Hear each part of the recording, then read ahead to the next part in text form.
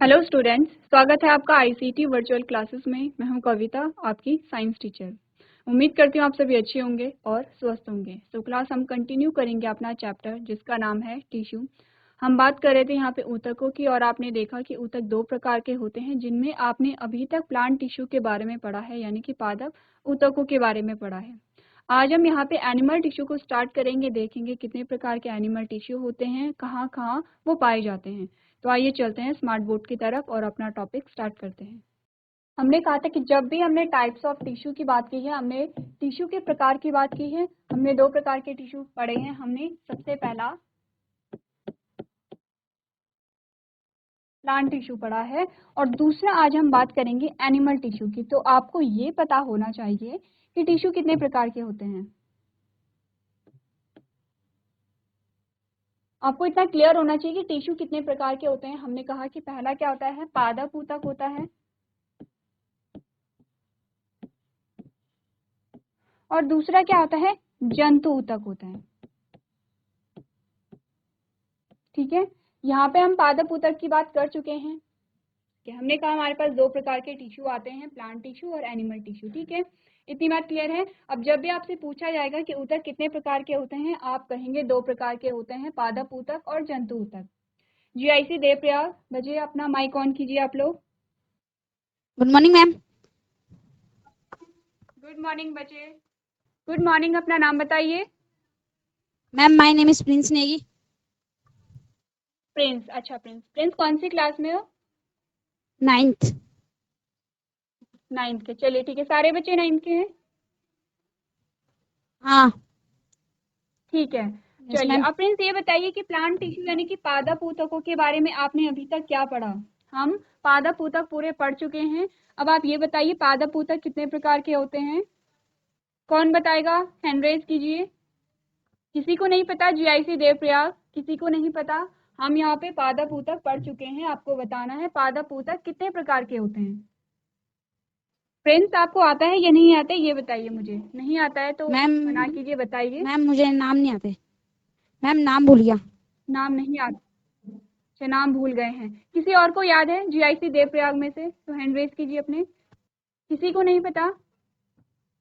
चलिए प्रिंस आप बैठिए। तो हमने बात की है प्लांट टिश्यू की। देखिए बच्चे, प्लांट टिश्यू दो प्रकार के हमने पढ़े थे। ठीक है, जीआईसी देवप्रयाग, प्रिंस आप ध्यान दीजिए। हमने क्या बोला था कि यहाँ पे जो प्लांट टिश्यू है, पादप ऊतक है, वो दो प्रकार के हमने पढ़े हैं। और आप क्या करेंगे, जो हमारे प्रीवियस लेक्चर हैं उन्हें जाके देखेंगे, क्योंकि हमने पूरी डिटेल में स्टडी की है कि कौन कौन से प्रकार होते हैं और कहाँ पे पाए जाते हैं। जैसे कि हमने कहा मेरिस्टेमेटिक टिश्यू एक प्रकार ये है और परमानेंट टिश्यू दूसरा प्रकार ये है। दो प्रकार के ऊतक होते हैं किसके, देखिए सबसे पहले हमने सिर्फ टिश्यू की बात की थी।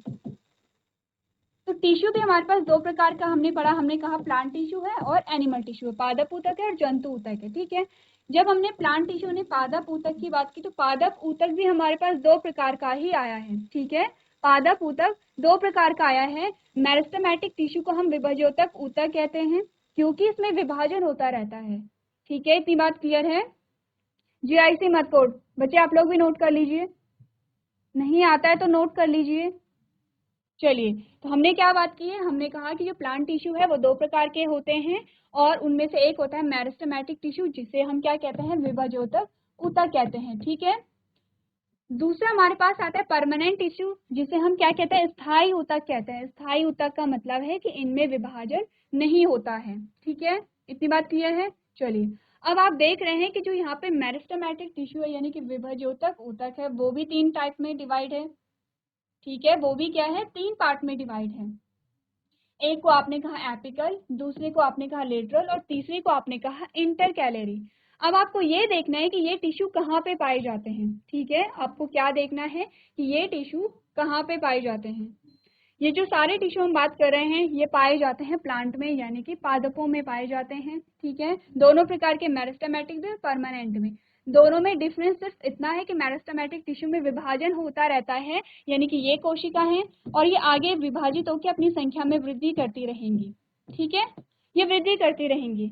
अब हमने कहा कि जो परमानेंट टिश्यू है, स्थायी ऊतक के कैसे बने, इन्हीं से स्थायी ऊतक बन गए। कैसे बने, इनमें विभाजन हो रहा था। जो मेरिस्टेमेटिक टिश्यू थे उनमें विभाजन हो रहा था और विभाजित होते होते एक टाइम ऐसा है कि इनमें विभाजन होने की क्षमता इन्होंने खो दी है, यानी कि अब इनमें डिवीजन नहीं हो रहा है, इन्होंने विभाजित होने की क्षमता खो दी है। और जब इन्होंने विभाजित होने की क्षमता खो दी तो ये क्या कहलाएंगे? स्थायी कहलाएंगे। स्थायी का मतलब होता है परमानेंट, स्थायी का मतलब होता है कि जो स्टेबल रहेगा हमेशा। ठीक है, इतनी बात क्लियर है? तो हमने क्या कहा? हमने कहा ये थे मेरिस्टेमेटिक टिश्यू यानी कि विभाज्योतक ऊतक, और वो कन्वर्ट हो गए हैं परमानेंट टिश्यू में यानी कि स्थायी ऊतकों में। ठीक है, इतनी बात क्लियर है? अब सबको पता चल गया है कि प्लांट टिश्यू कितने प्रकार के होते हैं। सबसे पहले आपको टिश्यू पता होना चाहिए, टिश्यू भी दो प्रकार के होते हैं, प्लांट और एनिमल। फिर हम प्लांट टिश्यू को पढ़ रहे हैं तो प्लांट टिश्यू दो प्रकार के होते हैं फिर से, मेरिस्टेमेटिक यानी कि विभाज्योतक ऊतक, नाम से ही पता चल रहा है कि विभाजन इसमें हो रहा है, और परमानेंट यानी कि स्थायी ऊतक, स्थायी ऊतक में यहाँ पे जो डिवीजन है वो नहीं हो रहा है। ठीक है, फिर हमने कहा एपिकल, लेटरल और इंटरकैलरी तीन प्रकार के हमारे पास क्या आ जाते हैं, ये विभाज्योतक ऊतक आ जाते हैं। कहाँ पे पाए जाते हैं? देखिए ये हमारे पास क्या आती है, ये आपके पास स्टेम आ गया है, स्टेम यानी कि तना।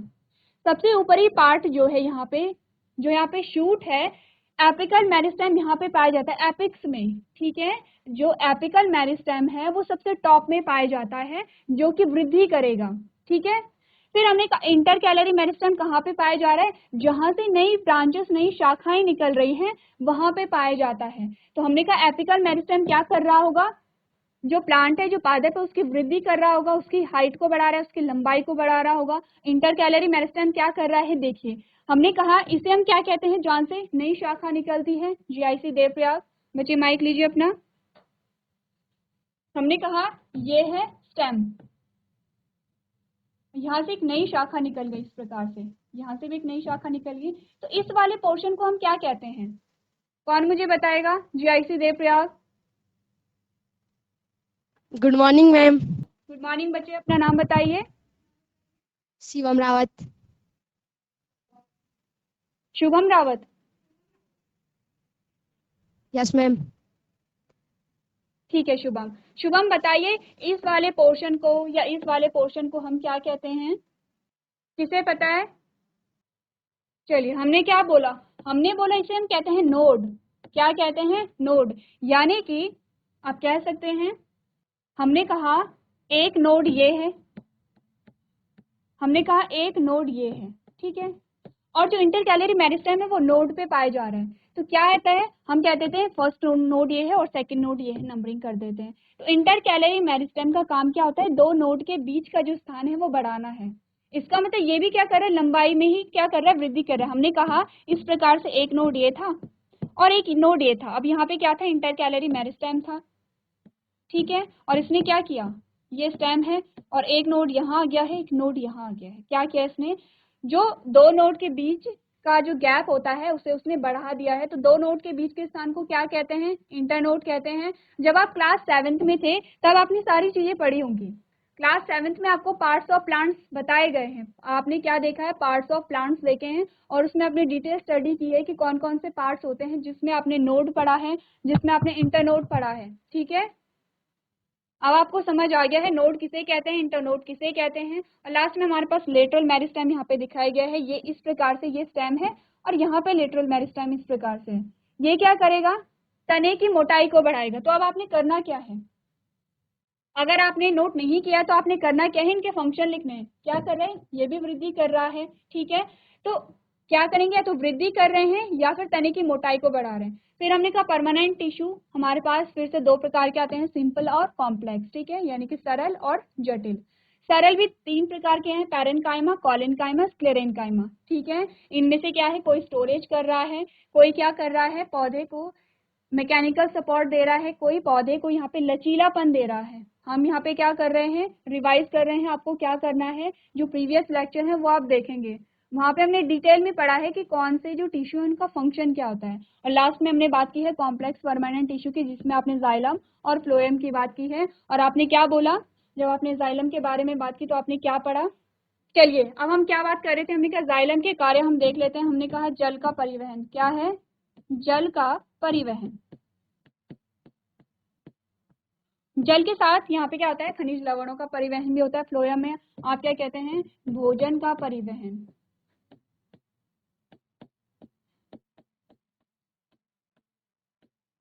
तो देखिए हम यहाँ पे जो प्लांट टिश्यू है वो कंप्लीट कर चुके हैं। आपको क्या करना है, आपको प्रीवियस लेक्चर देखने हैं और वहाँ पे ये देखना है कि आपने कौन कौन से टिश्यू पढ़े हैं, कितने प्रकार के आपने ऊतक पढ़े हैं और उसके क्या फंक्शन है, क्या लोकेशन होती है, क्या उनकी संरचना होती है। ठीक है, यहाँ आपने जाइलम और फ्लोएम के अलग अलग सेल्स के बारे में भी यहाँ पे स्टडी किया है। आज हमारे पास आता है एनिमल टिश्यू। ध्यान देंगे आप लोग, हमारे पास एनिमल टिश्यू आता है यानी कि जंतु ऊतक आता है। स्टार्टिंग से ध्यान दीजिए, क्योंकि प्लांट टिश्यू में आपने स्टार्टिंग से ध्यान नहीं दिया है तो आप में से कुछ बच्चों को पता नहीं है कि जो ऊतक होते हैं वो कितने प्रकार के होते हैं। ठीक है, तो हमने क्या कहा, हम बात करेंगे जंतु ऊतकों के। सबसे पहले क्या करेंगे, क्लासिफिकेशन कर लेंगे यानी कि इनका वर्गीकरण कर लेंगे और एक एक करके फिर इसे स्टडी करेंगे। अब मुझे आपको ये बताने की जरूरत नहीं पड़ेगी कि ऊतक क्या होते हैं। क्या होते हैं ऊतक? जीआईसी देवप्रयाग, बच्चे अपना माइक लीजिए कोई भी और मुझे बताइए ऊतक किसे कहते हैं। जीआईसी देवप्रयाग, बच्चे माइक लीजिए अपना। मैम कोशिकाओं के समूह को ऊतक कहते हैं। कोशिकाओं के समूह को ऊतक कहते हैं। वेरी गुड, आपने कहा कोशिकाओं के समूह को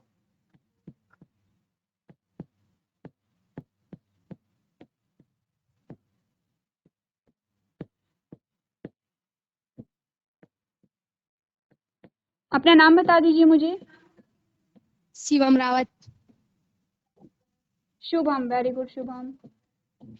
ठीक है, अब सबको पता है कि ऊतक किसे कहते हैं, कोशिकाओं के समूह को हम ऊतक कहते हैं। ठीक है, चलिए बैठिए।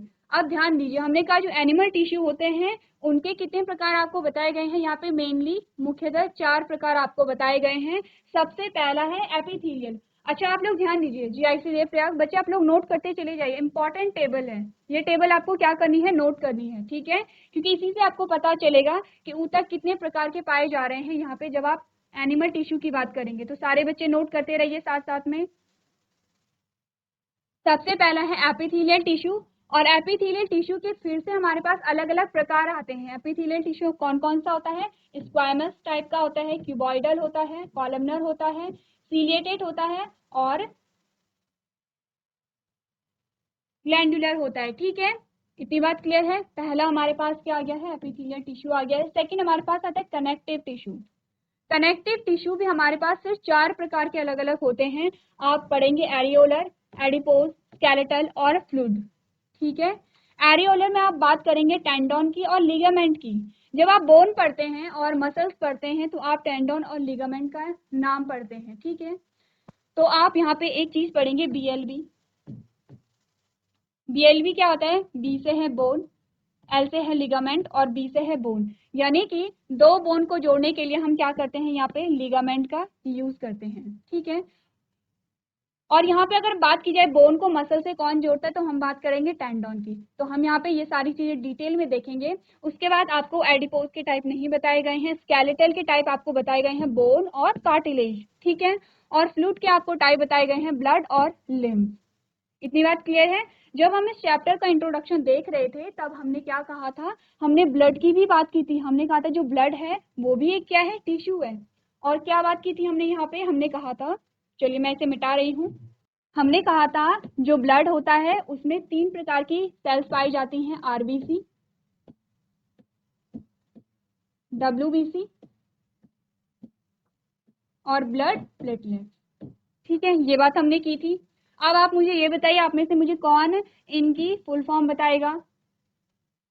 GIC Devprayag, GHS Dholpur. बच्चे आप कुछ कुछ चीजें नोट करते चले जाइए, जो जो आपको समझ आ रहा है वो आप नोट कर सकते हैं। जैसे कि आप ब्लड में कितने प्रकार की कोशिकाएं पाई जाती हैं वो आप नोट कर सकते हैं। ठीक है, जो जो चीजें आपको समझ आ रही हैं वो पॉइंट आप नोट करते चले जाइए, क्योंकि अगर आप बैठे हैं तो ध्यान दीजिए। हमने कहा जो ब्लड है, ब्लड में 3 प्रकार की कोशिकाएं पाई जाती हैं, ये उनके नाम है। पहली ये है, दूसरी ये है और तीसरी ये है।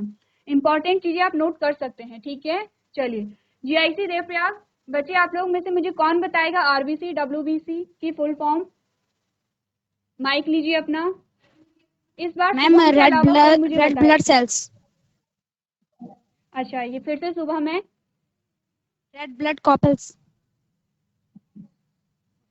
शुभम, किसी और को माइक दीजिए बच्चे। Red blood cells. अच्छा, आप अपना नाम बताइए। शिवम रावत। शिवम, चलिए शिवम ने कहा रेड ब्लड सेल्स यानी कि लाल रक्त कणिकाएं, ठीक है। और WBC का White blood cells. White blood cells यानी कि श्वेत रक्त कणिकाएं। चलिए वेरी गुड, बहुत अच्छी, बैठिए। ठीक है, 3 प्रकार की सेल्स होती हैं, तो हमने कहा कि ये भी क्या है, टिश्यू है। इतनी बात क्लियर है। फिर हम लिम्फ के बारे में बात करेंगे। नेक्स्ट हमारे पास आता है मस्कुलर टिश्यू, जिसमें आपका स्ट्राइटेट आता है, स्मूथ आता है और कार्डियक मसल्स आता है। कार्डियक मसल्स की जब बात आएगी तब आप हार्ट की बात करेंगे यहाँ पे, और लास्ट आपके पास नर्वस टिश्यू आता है।